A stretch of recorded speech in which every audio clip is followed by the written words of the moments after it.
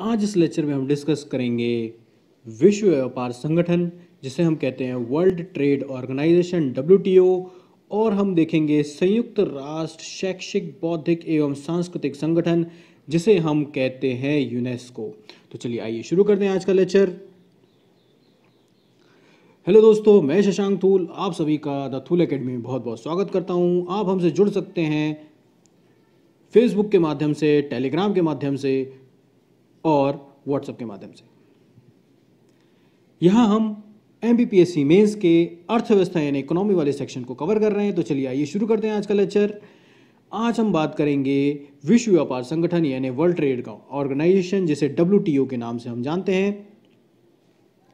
इसकी अगर मैं बात करूं तो द्वितीय विश्व युद्ध के बाद बनाए गए प्रशुल्क एवं व्यापार संबंधी सामान्य करार व्यवस्था, जिसे हम कहते हैं General Agreement on Tariff and Trades GATT जिसे कहा जाता था, उसके स्थान पर WTO को लाया गया। यानी कि पहले गैट बनाया गया था द्वितीय विश्व युद्ध के बाद विश्व व्यापार को संचालित करने के लिए या विश्व व्यापार को बेहतर और अच्छा बनाने के लिए, फिर उसको परिवर्तित कर दिया गया WTO में। अब गैट क्या था और उसका कैसे बनाया गया, इतने डिटेल में हमको नहीं जाना है।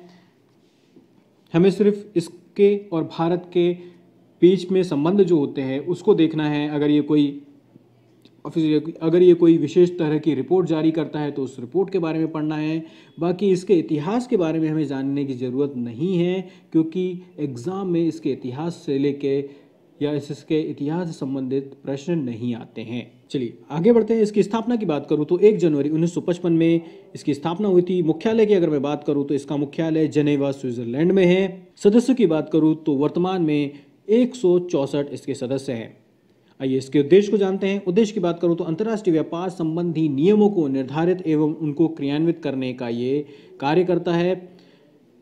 अंतर्राष्ट्रीय व्यापार संबंधी जो विवाद हैं उनको सुलझाने में ये मध्यस्थता करता है। विश्व व्यापार प्रबंधन में सम्मिलित अन्य अंतर्राष्ट्रीय संगठनों के साथ सहयोग और समन्वय करना इसका उद्देश्य है। बहुपक्षीय व्यापार प्रणाली को विकसित करने और लाभान्वित होने वाले विकासशील देशों को सहयोग प्रदान करना इसका उद्देश्य है। व्यापार उदारीकरण एवं प्रक्रियाओं को पारदर्शी बनाने के लिए बढ़ावा देना इसका उद्देश्य है। व्यापारिक नीतियों, पर्यावरण संबंधी नीतियों, सतत विकास एवं समाधान के अनुकूल प्रयोग में संबंध स्थापित करना इसका उद्देश्य है। जीवन स्तर, यहाँ थोड़ा सा गलत हो गया है, जीवन स्तर में वृद्धि, पूर्ण रोजगार एवं प्रभावपूर्ण मांग में ठोस एवं वृहद वृद्धि को सुनिश्चित करना भी इसका उद्देश्य है। चलिए आगे बढ़ते हैं। अब इन उद्देश्यों को प्राप्त करने के लिए ये क्या कार्य करता है उसको हम देखते हैं। जैसा कि पहला है बहुपक्षीय बहुवचनीय समझौते और अंतर्राष्ट्रीय व्यापार करारों के क्रियान्वयन, प्रशासन एवं संचालन को सरल बनाता है। जैसा कि हम जानते हैं कि WTO का मतलब है वर्ल्ड ट्रेड ऑर्गेनाइजेशन, यानी कि विश्व में जो व्यापार हो रहा है एक देश से दूसरे देश में, एक राष्ट्र से दूसरे राष्ट्र में, तो ये किस तरह से सरल हो, किस प्रकार के नियम बनाए जाएं और किस तरह से ये आसान तरीके से एक राष्ट्र या कई राष्ट्र आपस में मिलकर व्यापार कर सकें, इन सब के लिए ये कार्य करता है। आगे बढ़ते हैं। सदस्य देशों को मंत्री स्तरीय सम्मेलनों द्वारा स्वीकृत समझौते एवं निर्णय के क्रियान्वयन के लिए वैश्विक मंच उपलब्ध कराता है। व्यापार नीतियों की समीक्षा करता है, उनके नियम और प्रबंधन को लागू करता है। विश्व व्यापार नीति निर्माण में अधिक सामंजस्य लाने के लिए IMF विश्व बैंक का सहयोग करता है। यानी कि ज़्यादा से ज़्यादा विश्व व्यापार में जो भी सामंजस्य हो, आपसी सहयोग हो देशों में, उसके लिए ये IMF और विश्व बैंक जो है उसके साथ सहयोग भी करता है। आगे बढ़ते हैं। विश्व व्यापार के विवाद के निपटान संबंधी नियमों तथा प्रक्रियाओं को प्रशासित करता है। यानी कि किस तरह के, अगर मान लीजिए कोई विवाद की स्थिति बनती है तो उसके निपटान के लिए किस प्रकार के नियम होंगे, क्या प्रक्रिया होगी, उसको भी ये प्रशासित करता है। विश्व संसाधनों का अनुकूलतम प्रयोग करना इसका कार्य है। आगे बढ़ते हैं। अब इसकी संरचना और संगठन के बारे में हम जानते हैं। इसमें सबसे महत्वपूर्ण होता है मंत्री स्तरीय सम्मेलन, जिसमें सभी सदस्य देशों के अंतर्राष्ट्रीय व्यापार मंत्री सम्मिलित होते हैं। उसके बाद है इसमें कार्य संचालन हेतु अनेक महत्वपूर्ण समितियां होती हैं। छोटी छोटी कई समितियों के माध्यम से ये कार्य करता है, जैसे विश्व व्यापार नीति समीक्षा निकाय यानी कि the trade policy review body. अगला है विवाद निपटान निकाय यानी डिस्प्यूट सेटलमेंट बॉडी। उसके बाद है वस्तु एवं सेवा में व्यापार पर परिषद यानी council on trade in goods and services. फिर है बौद्धिक संपदा अधिकार व्यापार संबंधी पहलुओं पर परिषद यानी council for trade related aspects of intellectual properties rights. और इसके अलावा और भी कई समितियां हैं जो इसका संचालन करती है। अब हम देखते हैं भारत और विश्व व्यापार संगठन को। भारत और विश्व व्यापार संगठन की बात करूं तो भारत विश्व व्यापार संगठन के सदस्य राष्ट्रों में से एक रहा है और इसी के साथ भारत विश्व व्यापार संगठन में विकासशील देशों का प्रतिनिधित्व भी करता रहा है। भारत को विश्व व्यापार संगठन के लगभग सभी सदस्य देशों से सर्वाधिक अनुग्रह यानी तहरीज प्राप्त है, यानी कि जिसको हम इंग्लिश में कहते हैं मोस्ट फेवर्ड नेशन का जो दर्जा होता है वो मिला हुआ है। फिर देखते हैं भारत पर WTO के कृषि संबंधी समझौते में कृषिगत व्यापार नियमावली का प्रभाव बहुत अधिक पड़ा है। इस समझौते के अंतर्गत सभी देशों को बाजार पहुंच, निर्यात सहायता एवं सरकारी सहायता को कृषि वस्तुओं के संदर्भ में कम करना होगा ताकि विश्व व्यापार में मुक्त एवं प्रतियोगी वातावरण में वृद्धि हो सके। इसके बाद भारत और अन्य देशों में कृषि के क्षेत्र में कुल उत्पादन के मूल्य का 10% तथा विकासशील देश 5% सब्सिडी दे सकते हैं। इस नियम की वजह से विकासशील देशों में खाद्य सुरक्षा और सामाजिक सुरक्षा प्रदान करने वाले कार्यक्रमों में बाधा आने की संभावना है तथा WTO में विकासशील देश तथा विकसित देशों में असहमति का दौर शुरू हो गया। इसको देखते हैं कि थोड़ा सा और समझते हैं क्या है ये। देखिए, भारत और भारत जैसे जो विकासशील देश हैं जो कृषि पे ज़्यादा आधारित हैं, कृषि पे ज़्यादा फोकस करते हैं, तो ऐसे देश क्या करते हैं, जो कृषि है, जो हमारे किसान हैं उनको सहायता देते हैं सब्सिडी के माध्यम से और कई सारी सरकारी योजनाओं के माध्यम से। तो WTO ने क्या किया है कि WTO ने कृषि व्यापार या कृषिगत जो व्यापार है, कृषि के उत्पादों में जो व्यापार होता है उसके लिए क्या किया है कि एक नियमावली बनी है कि भाई कोई सरकार या कोई भी जो सदस्य देश है WTO का, वो कृषि के क्षेत्र में, अगर वो विकासशील देश है तो कृषि के क्षेत्र में 10% और विकसित देश है तो 5% से ज़्यादा सब्सिडी नहीं दे सकता।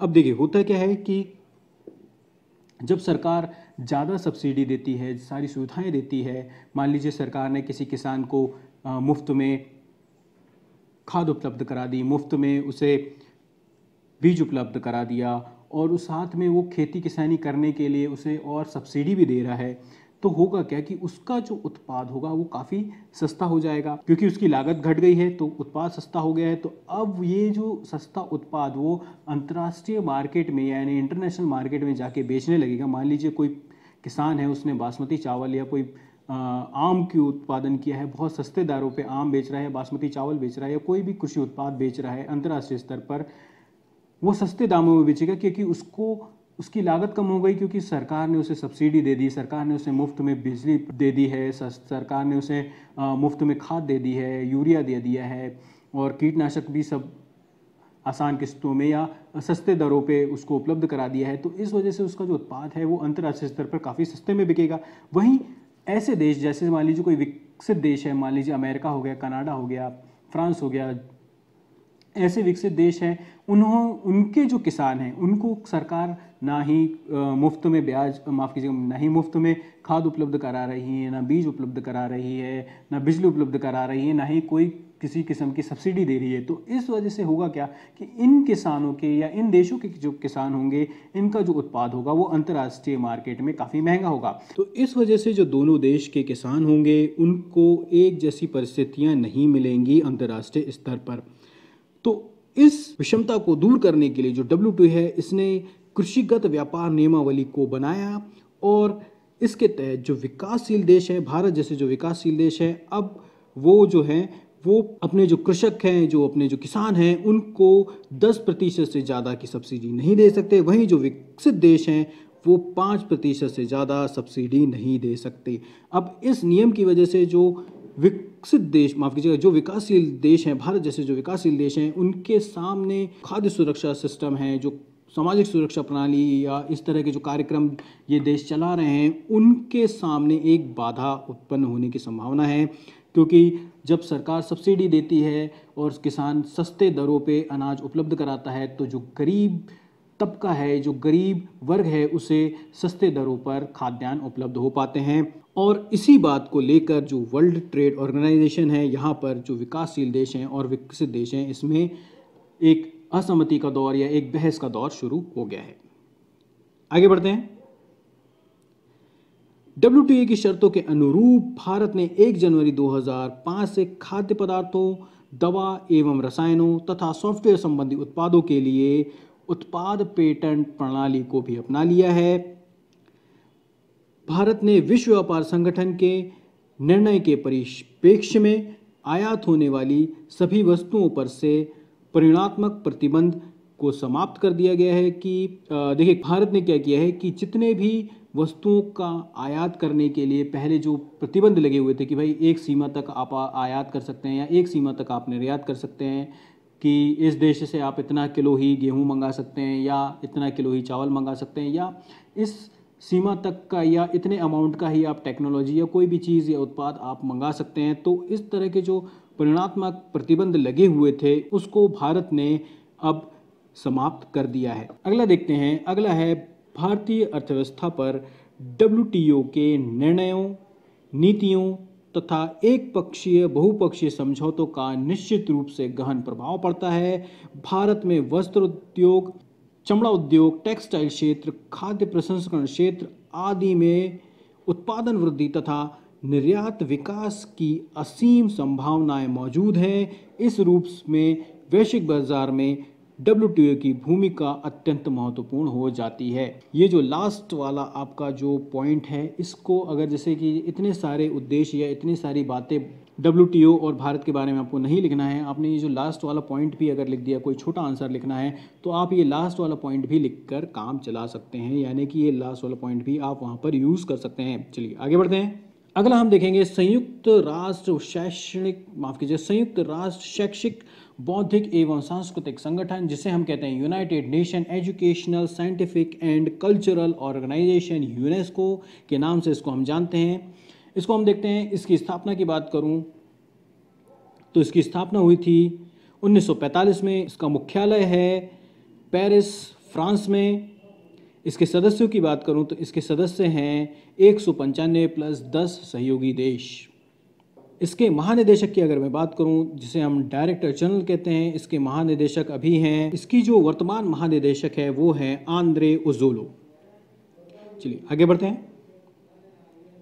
अब हम इसके उद्देश्यों की बात करें तो उद्देश्य है मानव विकास, शिक्षा, प्रकृति, समाज, विज्ञान, संस्कृति एवं वैज्ञानिक शोध एवं संचार माध्यमों में अंतर्राष्ट्रीय शांति एवं सूझबूझ को बढ़ावा देना।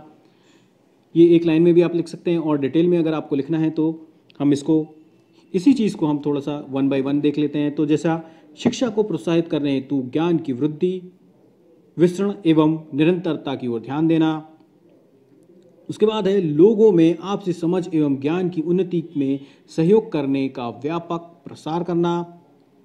फिर विचार एवं सुविचारों के मुक्त प्रवाह का संवर्धन करना। व्यक्तियों एवं अन्य सूचना सामग्रियों के विनिमय को प्रोत्साहन देना। ऐतिहासिक एवं वैज्ञानिक महत्व की पुस्तकें तथा अन्य कृतियों, इमारतों का संरक्षण करना, जिसके लिए काफ़ी जाना जाता है। सदस्य देशों के साथ शैक्षणिक, वैज्ञानिक एवं सांस्कृतिक कार्यक्रमों के विकास में सहयोग करना, ये इसके उद्देश्य हैं। अब इन उद्देश्यों की प्राप्ति के लिए ये कुछ काम करता है। देखिए, जब हम किसी भी संगठन के उद्देश्य और कार्यों की बात करते हैं तो अगर आपको उद्देश्य पता है तो आप इसके कार्यों को निर्धारित कर सकते हैं, यानी अपने मन से भी लिख सकते हैं। वहीं अगर आपको याद नहीं आ रहा कि इसके उद्देश्य क्या है और आपको कार्य के बारे में पता है तो आप उससे भी उसके उद्देश्य निकाल के लिख सकते हैं। दोनों कोई काफ़ी बड़ा अंतर नहीं है, आगे पीछे हो जाए कोई ऐसा चीज़ें तो ऐसा घबराने की कोई बात नहीं है। ठीक है, आइए इसके कार्य देखते हैं। जैसा पहला है, बौद्धिक सहयोग के संवर्धन हेतु सभी के लिए शिक्षा के लक्ष्य की ओर शिक्षा प्रणाली को पुनः परिवर्तित करना, मानवीय एवं नागरिक मूल्यों के संरक्षण तथा शैक्षणिक पाठ्यक्रम पद्धति सामग्रियों के पुनर्संशोधन पर ध्यान केंद्रित करना,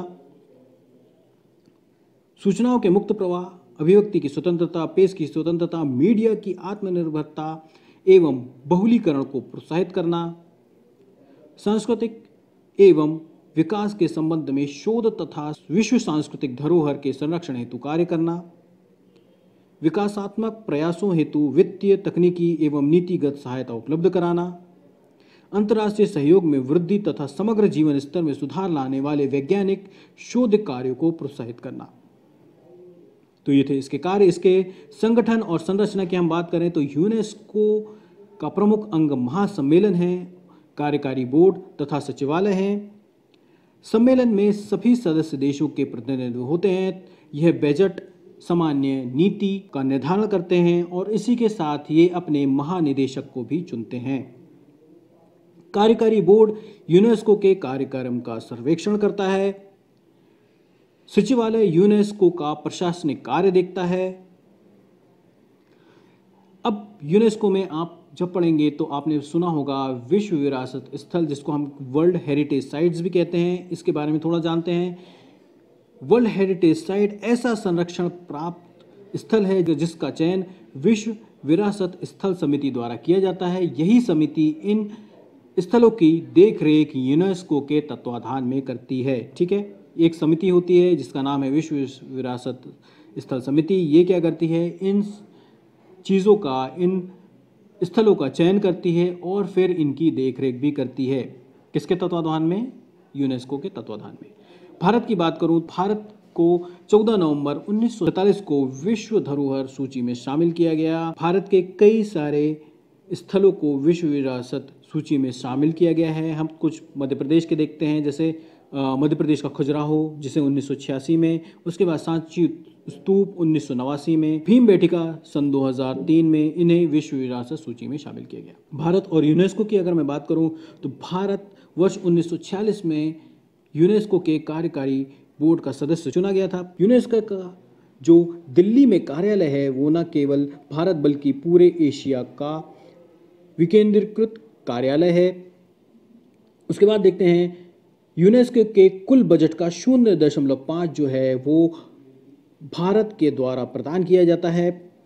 इस समय यूनेस्को के लगभग 19 अधिसमयों यानी कि जो कन्वेंशन होते हैं, जो सम्मेलन हैं, उनका भारत जो है वो सदस्य है। प्राकृतिक एवं सांस्कृतिक विरासत, शिक्षा एवं बौद्धिक संपदा से संबंधित काफ़ी सारे जो अधिसमय हैं उनमें भारत जो है वो शामिल है।